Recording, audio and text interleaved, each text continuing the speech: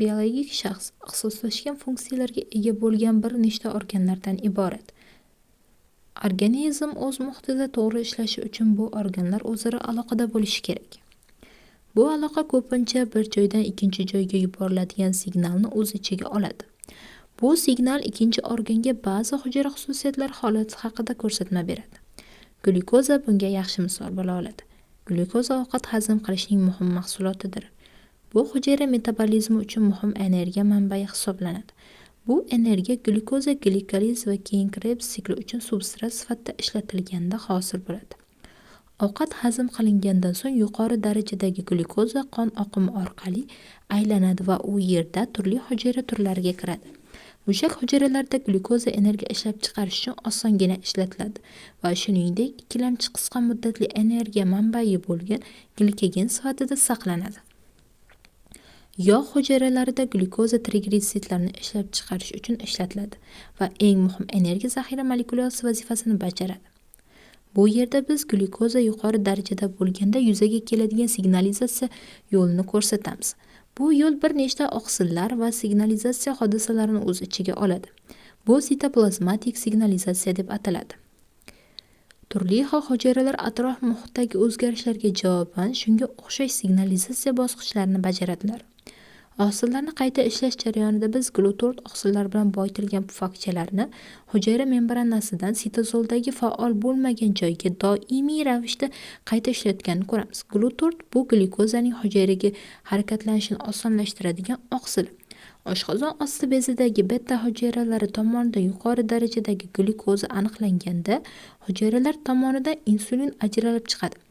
Insulin qon oqimi orqali mushak yoki yog' miya hujayralarining membranasiga joylashtirilgan insulin retseptoriga bog'lanmaguncha aylanadi.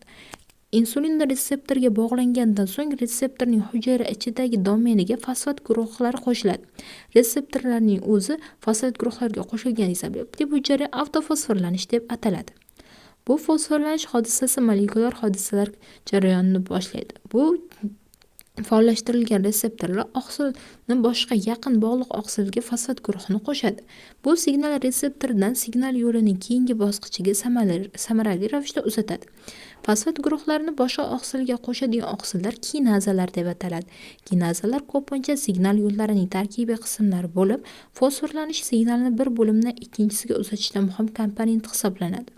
Bu tizimda signal qon glyukoza darajasiga mos keladi va tashqaridan hujayra ichiga uzatiladi. Keyin membranaga joylashtirilgan katta molekulalar havzasining ham fosforlanayotganini ko'ramiz.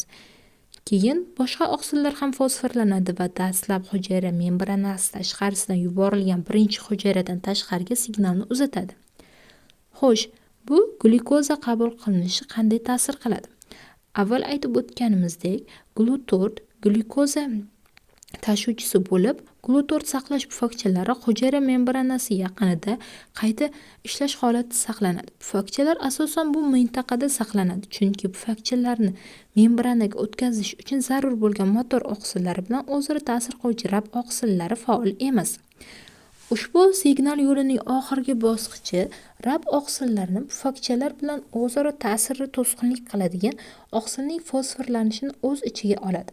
Rab oqsillari endi hosil qilinmaganda saqlash pufakchalari membrana bilan erkin birlashishi mumkin. Pufakchalar birlashgandan so'ng ko'plab glutort oqsillari membranaga joylashadi va ko'p miqdorda glyukoza hujayraga o'tishi mumkin. To'g'ri, molekulalarning maqsadli hujayraga kirishiga ruxsat berilishini ta'minlaydigan signal yo'lidir.